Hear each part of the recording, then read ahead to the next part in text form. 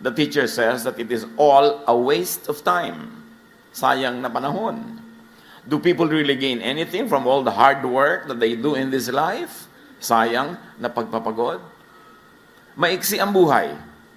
Dapat walang sinasayang na oras at pagod. Ito ang mga katuruan ng mga ngaral, ang anak ni David na hari ng Israel. Napakawalang kabuluhan. Napakawalang kabuluhan. Lahat ay walang kabuluhan, sabi ng mga ngaral.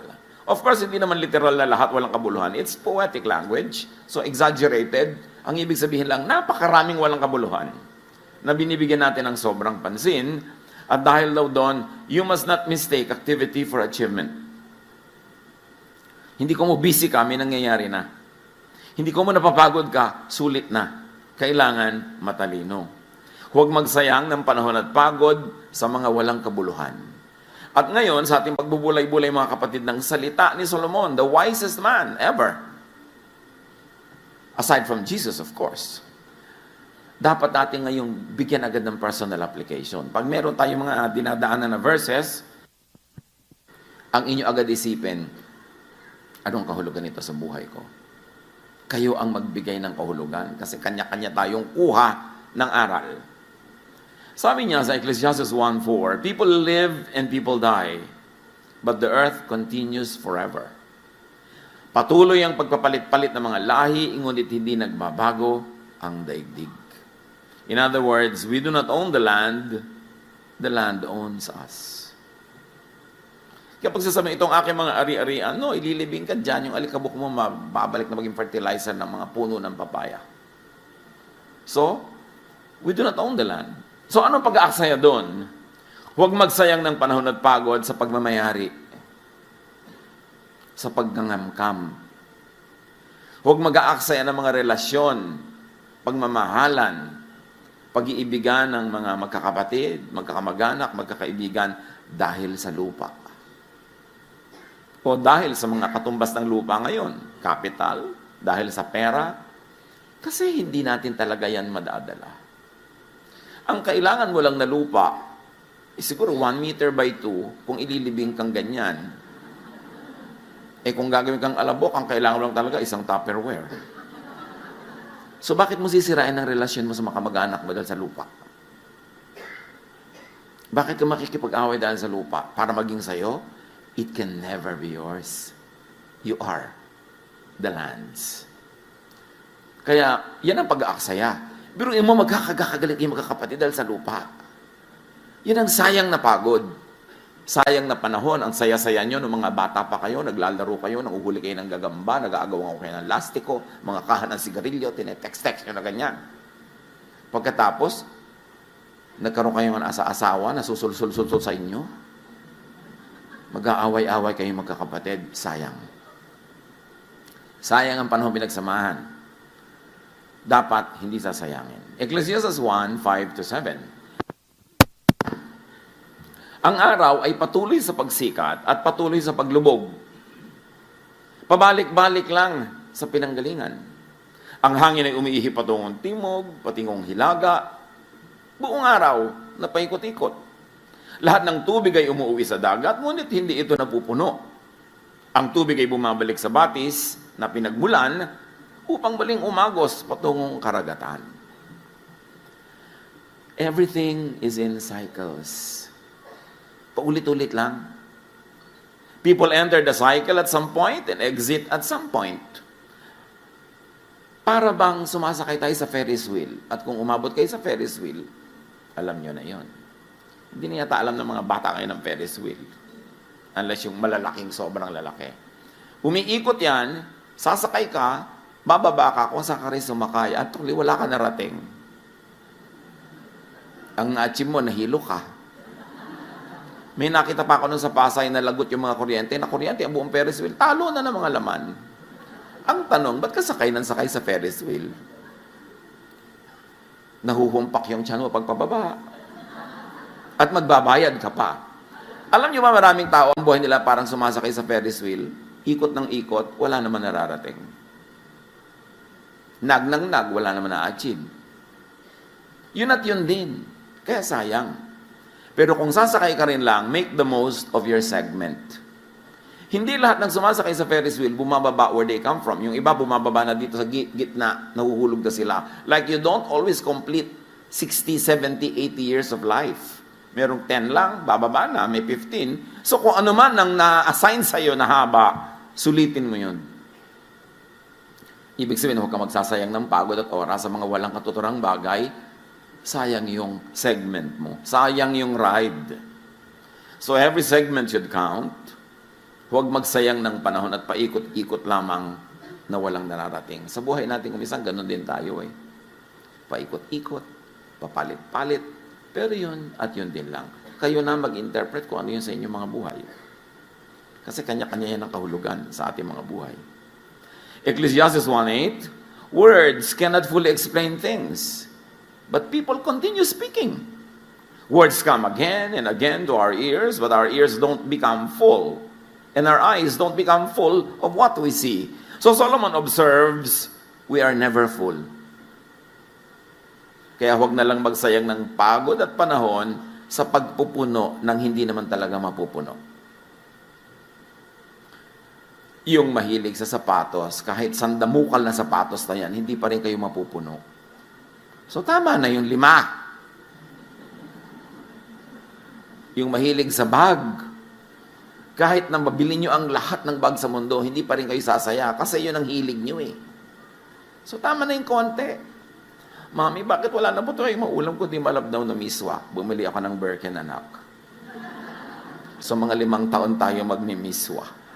Kung minsan you sacrifice so much for something, that's not really worth it. Bakit sinasabi ni Solomon? Kasi bulag tayo sa mga bagay na gusto natin. Kung anong hilig mo, bulag ka dyan.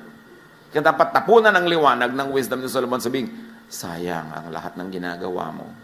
Sayang ang binibili mo. Lalo pa nga kung malaki ang ibinabayad mo dyan. In terms of money, in terms of human relations, in terms of emotion, sayang. Because we are never really full anyway, so makontento ka ng hindi full. Yung mga naghahanap ng pag-ibig, to fill them, to complete them, wala nun. Hanggang tumanda ka na at gumagapag patungong libingan, naghahanap ka pa rin ng ko-complete sa iyo. So kung ano ka na yan, magsaya ka na. Huwag mo nang hanapin pa lahat ng kulang, enjoyin mo na yan kahit kulang. Para hindi masayang ang oras mo kahahanap. Kako-collect. Ecclesiastes 1:9-10. Ang naganap nun, ay nangyayari rin ngayon. Ang mga nagawa nun ay magagawa rin ngayon. Walang bagong pangyayari sa mundong ito. Ang sabi ng iba, halika kayo, ito'y bago. Ngunit naganap na yan nung di pa tayo tao. Ang naiiba-iba lang yung physical aspect of things. Yung method, yung tools, but the essence is the same. Kahit anong makinarya pa ang sabihin mong bagong imbento, walang nangyaring bago. Ang totoo, ganun lang yun. Ang tao naghahanap ng ginhawa, noon hanggang ngayon. So ano man yun, kaya automatic, kaya ano, ginhawa yun, pareho lang ang paghahanap. So hindi na tayo talaga giginhawa. Dahil nung araw, kung may TV set ka, ang yaman mo na. Tatayo ka, magpapalit-palit ka ng channel. Pero ngayon, parang napakalaking hirap na yan. Kailangan naka-remote. At alam mo kung sino ang tunay na Panginoon sa isang bahay, hawak niya ang remote. So, lumigaya ba tayo talaga? Kahit ganon, mas pinag-aawayan ngayon kung sino ang hawak ng remote. So, hindi rin nagbabago. Gusto lang natin guminhawa. Pero, makontento ka na kung hindi ka rin kompleto maginhawa kasi hindi ka talaga kompletong giginhawa. Dahil sabi ni Solomon, we are never full. Dati, Daddy, mag-abroad ka naman, mga 5 taon lang para makabayad tayo ng utang, makaganito, gano'n. Mamaya, 5 taon, Daddy, mga 50 years pa. Dahil hindi na matatapos ang gastos. Habang lumalaki ang kita, lalaki ang gastos, dumadami ang humihingi, hindi rin kompleto yan kahit kailan. Hindi ka rin luluwag. Kaya yung mga nagsasabing bigyan natin ng nanay pag maluwag tayo, nako, palayok na lang maibibigay nyo para sa kanyang abo. Kasi hindi na kayo luluwag. Dapat isama na sa budget si nanay kahit masikip. Kahit kulang, hindi darating yung fantasy na maluwag kayo to be able to give. Because we are never full. So ang naganap daw yung nangyari na. Paulit-ulit lang. So do not reinvent the wheel. Just enjoy the ride. Whatever that means in your life. Ecclesiastes 1:11, hindi na maaalala ang mga nauna. At ang mga nangyayari ngayon ay malilimutan din sa hinaharap. Marami mga tao, pilit sila nagtatayo ng legacy. Legacy. Walang legacy. Yung mga pharaoh nga na nagtayo ng mga pyramid after 5,000 years, natatandaan pa ba natin sila? Generic na lang, lahat pharaoh. Tapos. Konting-konti yung natatandaan, katulad ni Jose Rizal. At dahil lang nasa batas natin na pag-aralan ng Rizal course. So huwag ka na magpagod para matandaan. Sabi, alam mo, malilimot din ako. Talaga malilimutan ka. Bakit natatandaan mo ba ang lola mo? Ika-5th generation? Wala din naman, di ba? So huwag ka na magpagod na matandaan. Enjoyin mo na lang ang buhay mo. Yung kahit minsan, tinamahan ka ng araw, nakakita ka ng bituin ng araw, at pag tinawag ka ng Diyos, present. Pag nag-roll call, tapos, move on. Kasi hindi na babalik ang buhay na ito. So, dapat huwag mong sayangin sa mga kung ano-anong di mo naman kailangan. So, huwag na kayo mag-legacy dyan. Gumawa na lang kayo ng tama. Minimize pain, maximize pleasure, do the most good. At sumakabilang buhay ka, pag tinawag ka na, para doon ka naman. Every generational batch grapples with life as if it were new and unknown. And it begins as new for every batch. Kaya kahit anong payo bigay mo sa mga bata, ayaw makinig. Di ba? Kasi uulitin nila yung mga pagkakamaling nagawa mo noon. Uulitin nila ang lahat kasi bawat isa may kanya-kanyang cycle ng buhay.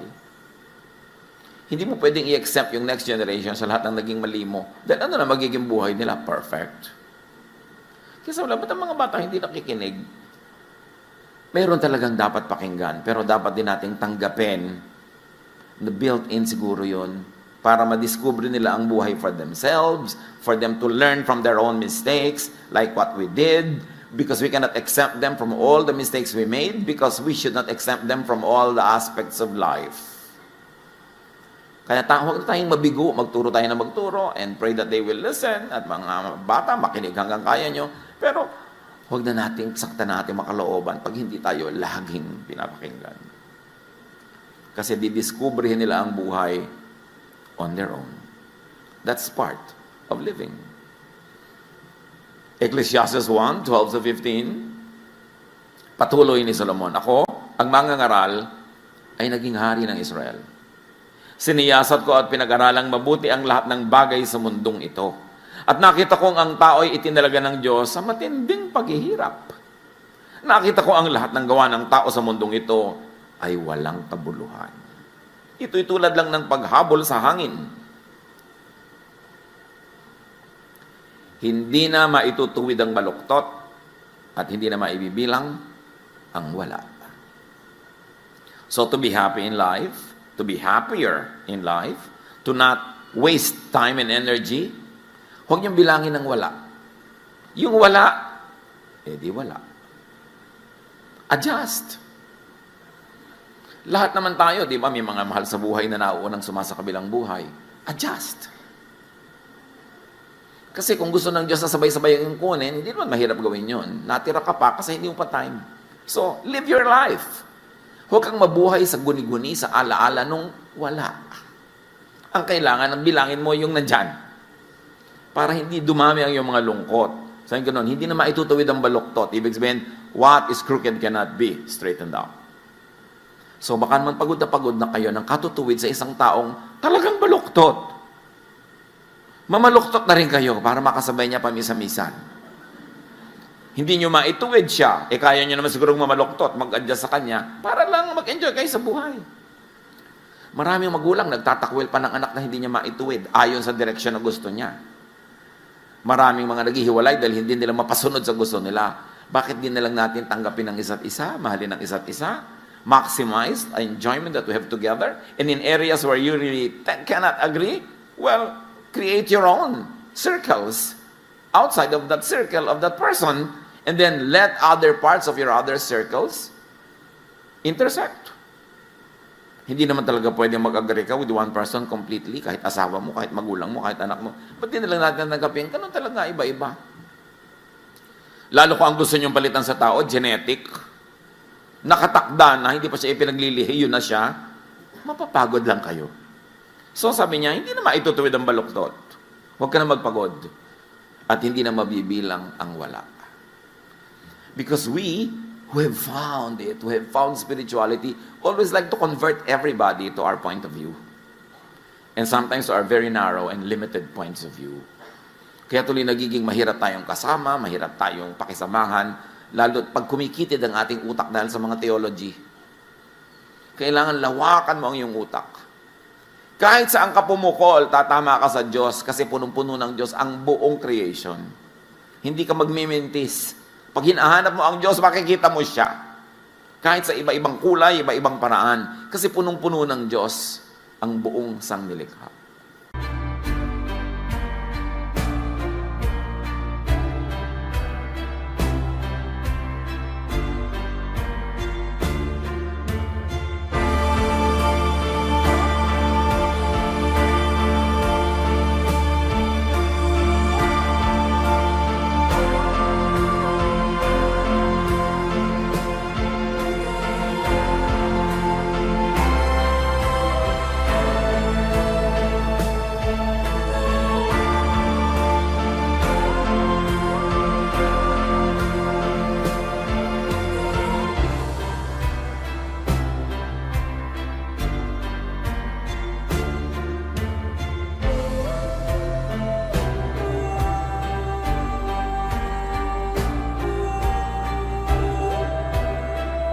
So many things are not worth doing. And according to Solomon, the wise will not waste precious time on things that are not worth doing or that cannot be done anyway. Huwag na kayong magpagod na ituwid ang baluktot. Maximize na lang yung inyong love, yung inyong enjoyment sa buhay. And like change the unchangeable, that is an undoable quest. Like change people. Lagi nilang, Lord, i-change mo po ang husband ko. Lord, i-change mo po ang anak ko. Ano, buong universe papalitan ng Diyos para mag-suit sa taste mo? Ba't di mo nalang sabihin at nasubukan mo ang Lord, i-change nyo nga po ako. Ma-appreciate ko yung nanay ko. I-change nyo nga po ako. O kaya, let's work on this together, Lord. Mas madali namang ako ang ilapit ko sa inyo na baguhin nyo kaysa ilapit ko ang buong barangay na baguhin nyo sila para masyahan ako sa kanila. Di ba? Sayang ang pagod mo nun. Mapufrustrate ka. Ang dami ko natatanggap na prayer request, Pastor, ipag-pray nyo naman na mag-change ang asawa ko. Hindi po ako magician. At ang Diyos hindi rin nagmamagic.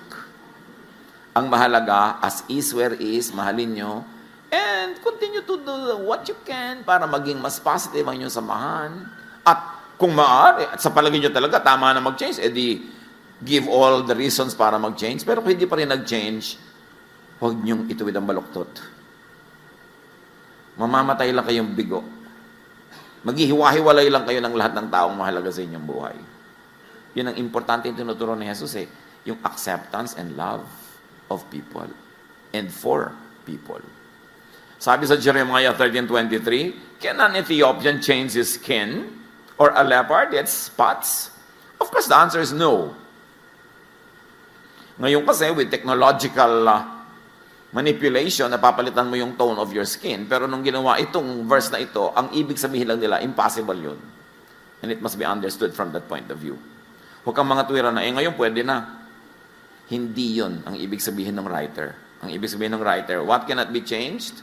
You should not even endeavor to change. Ecclesiastes 1:16-18. Sabi ko sa akin sarili, ang karunungan ko'y higit sa sinundan kong mga hari sa Jerusalem. Alam ko kung ano ang tunay na karunungan at kaalaman. Pinag-aralan kong mabuti ang pagkakaiba ng karunungan at ng kamangmangan, ng katalinuhan at ng kabaliwan. Ngunit, napatunayan kong ito rin ay tulad ng paghahabol sa hangin. Habang lumalawak ang karunungan ay dumarami ang alalahanin. At habang dumarami ang nalalaman, ay lalong tumitindi ang kapighatian. Sabi diba, tama ako. Talagang hindi ako nag-aral doon. Diba? Tama ako, hindi na ako nagpakarunong. Hindi naman yun kasi kamangmangan yun . Alam niyo, siyempre yung poetic language exaggerated to drive home a point. Hindi binabaliwala ni Solomon ang karunungan. Ang sinasabi lang niya, habang rumurunong ka, humanda ka, kasi habang lumiliwanag ang iyong isip, mas marami ang nakikita mong kadiliman sa paligid. So, are you trying to be wise? Is trying to be wise a waste? Is trying to be wise a waste of time and effort? Ang sinasabi lang ni Solomon na ito, huwag magsayang ng pagod sa sobrang pag-iisip. Don't overthink. Yung may nakita ka lang na kung anong clue, nabuo na ang buong kasaysayan sa isip mo na may kulasisi ang asawa mo, ibinabahay niya ganitong budget buwan-buwan, mas malaki ang refrigerator kaysa sa'yo. Dahil lang sa kaprasong guni-guni. Pero maraming guni-guni ng misis, totoo. Binigyan yata ang mga misis ng special gift ng Diyos na may antena. Pero hindi lahat ng nare-receive doon ay tama. Don't overthink. Ang anak mo wala pa sa bahay, wala ka naman magagawa talaga, hindi mo alam kung nasaan, matulog ka na. Kasi mag-overthink ka, wala rin naman mangyayari. Worry ka ng worry. Don't worry about something you cannot change.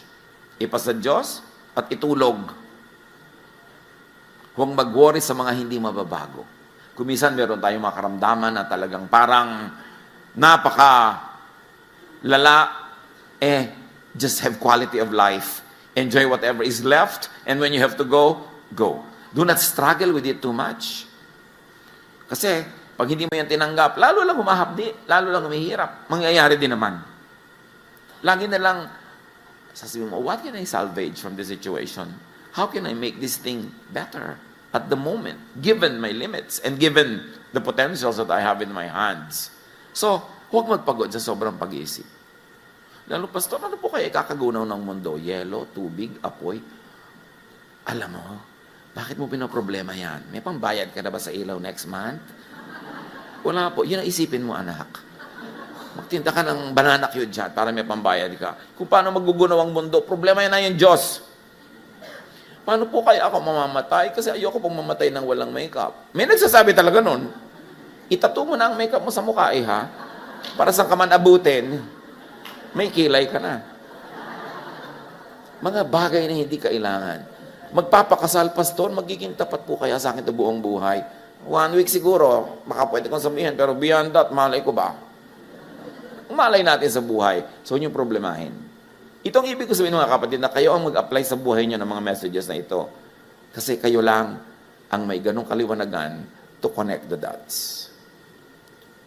Manuri, makiramdam, ano-ano ang pagsasayang nyo ng panahon at pagod na hindi naman dapat. Panginoon, turuan nyo po kami na i-apply ang karunungan ni Solomon sa pang-araw-araw naming buhay. Kayo ang magbigay sa amin ng liwanag ng pag-iisip para makapamili kami kung anong bibigyan ng panahon at pagod at kung ano yung isa sa isang tabi. Pagbulay-bulayin natin mga kapatid, huwag niyong madaliin, pag-isipan, and listen to the voice of the Spirit that is now guiding you to make very practical applications in your own private life.